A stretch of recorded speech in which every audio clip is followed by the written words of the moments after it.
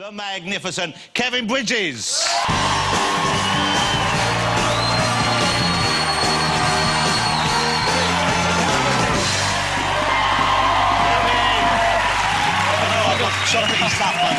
a real version of you. Young Kevin, grab a seat. Have you ever eaten any kind of a sweetie cooked in batter? That's the kind of myth about Scotland? They don't really do that? Just, I was wondering how long it would take. It was that. But 10 seconds. I did, when I was in Edinburgh, I did have a pie in a fish and chip shop that was wrapped in batter and deep fried. It was delicious. It's good, it's nice. I don't think anyone's ever doubted that it tastes good. I think it's just the fact that shortens your life expectancy quite dramatically. Yeah. Did you chat with David backstage, or is the fact that you are from Scotland, is there any rivalry because you're a football fan, I believe? No, he's caused some of the best moments in Scottish football history. The penalty miss in Euro 2004. We had a street party that night. Kevin! We're actually talking about cats.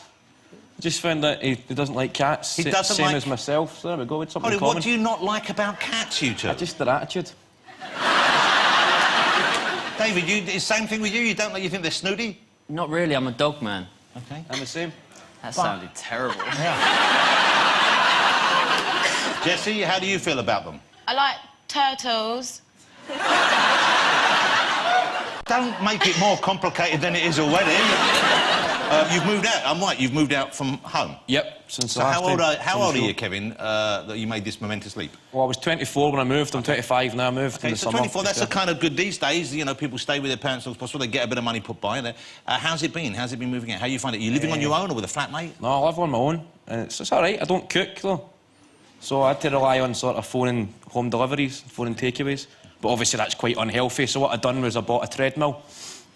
So I stand on the treadmill and phone a Chinese, and then run until it comes.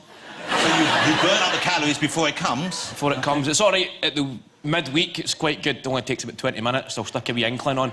But at the weekend, you're talking about a 50-minute sprint. So I live in the nice bit of Glasgow. It can be found. I was a bit shocked as well. Yeah. I was getting pictures where there's a car with a valid tax disc. I'm getting pictures.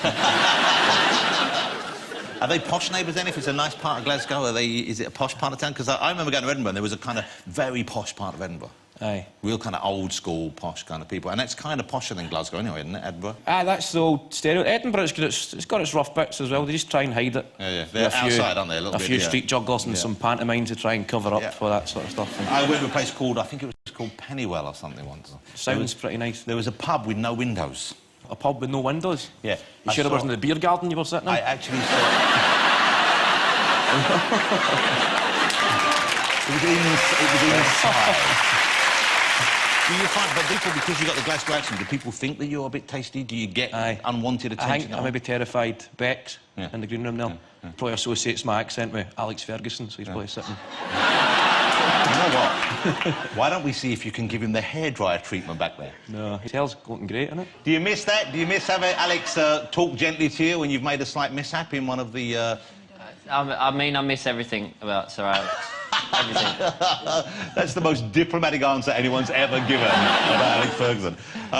So you're going on a big tour, aren't you? You've got a big tour coming up. Yes. My first tour was just a collection of stuff that I'd done through my whole... For years? Years, so this is the second. You used to talk quite a lot about your family and growing up and kids at school and that kind of stuff, and presumably you can't now so much, especially if you're not living at home. So do you have to find, or can you still draw on them for... Well, my tour's called The Story Continues, so it's a sort of... I'll be talking about moving into my new pad and all that sort of stuff. And so you've got all material based on what's going on there? Aye, no, I just... Not everything's about sort of... It's not always biographical, so stuff, whatever happens in the world. Yeah. Let's talk about your TV show. Kevin Bridges, Watch the Story. Yeah. OK, it's a brilliant idea for a show. I'm surprised no one's done it before. Could you explain the premise? Just based on the routine, we'll show a bit of the routine, then it'll sort of me going behind the jokes. So you look at the material that you did on stage, and the tour was a fabulous success. You look at that, and then you say, OK, where did that story actually come from, if it was based in truth? Pretty much. And you go back and meet... So you go and speak to the people who you were inspired by? Yep, my mum and dad are on the show. They're on the first episode. Because you gave your dad quite a hard time, didn't you? Aye, we've done a bit about catching him watching porn. So... And what did you... So you got to confront me about that on the show. And what did you call him? What did you refer to him as on stage? I think it was an arsehole, was it? No, I think it's a dirty old... Oh, a dirty bastard. Oh, that's right. And an arsehole, I Yeah, think. well, you've called him an arsehole now as well. That's lovely for your father. And did your dad mind being called? No, because he gets people in, where he lives in Clydebank, there's people in the street who recognise him as my dad, and they're always shouting, "You dirty bastard, Dad." And he's saying he hates it because it's like 13, 14-year-olds shouting "dirty bastard, Andy." And there's people looking at the guy going, "I wonder who that is." So what's the story with this? Because I'm going to show a clip in a moment. I looked at it, I thought, why are you here? You go over to visit a bunch of American teenagers. That's right. I've done a routine about American house parties that you see on movies. Yeah. And then compared to the parties I had growing up, how they were kind of different. And we've been over to America. I just used a name. I said the name Chad Hogan.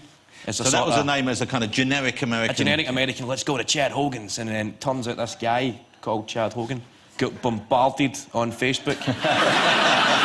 And he sent me an email saying, "Thanks to you, I've got like 10,000 friends on Facebook, and next time you want to come and party, give me a shout." So obviously this idea for the show came up. So Chad Hogan, but you didn't know of a Chad Hogan, you just, I just made up American. the name. And so what kind of things did you say about your parties and Chad's, this imaginary Chad's parties? Just that he had a band booked and red cups, and there's 35-year-old guys going, "Yeah, I guess you've just got the third base, man, yeah." And And your your parties are just like 6 guys playing the PlayStation and fighting with each other. So you went out to meet him? Went over to meet him and he threw us a party. OK, well, let's have a look. This is Kevin meeting Chad Hogan, who previously you thought you'd made up. I thought it was a fictional beast. But the real Chad Hogan was kind enough to invite you to a party. Here we go.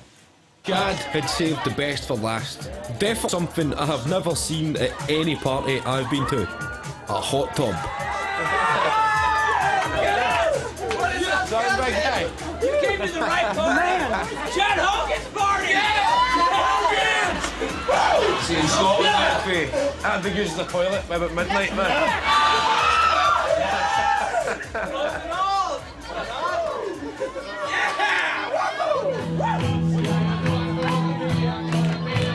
Chad's party, as predicted, is as far removed from my experiences of an empty as it's possible to be, despite there being one reminder of Scotland.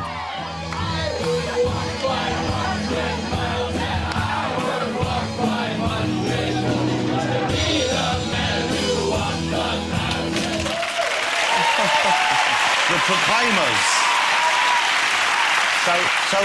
But were they playing that just for you, or they always played that, or...? I don't know, I think somebody requested it on the night, and they managed to... The guy printed off the lyrics, and he was just standing holding an A4 bit of paper and reading it, and he got the tune. What you don't see there is it was a booze-free party. Yeah, so there was no alcohol. No alcohol. It was in booze? Logan, Utah, which is a big Mormon sort of town, and there was zero alcohol. And then he gave me a big tour of his house, and under his mattress, Chad, he's got an AK-47 and a pump-action shotgun. Wow.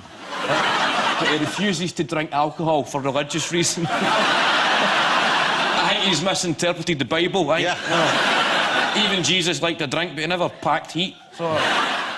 Give me a quid or you're getting stabbed. Just you.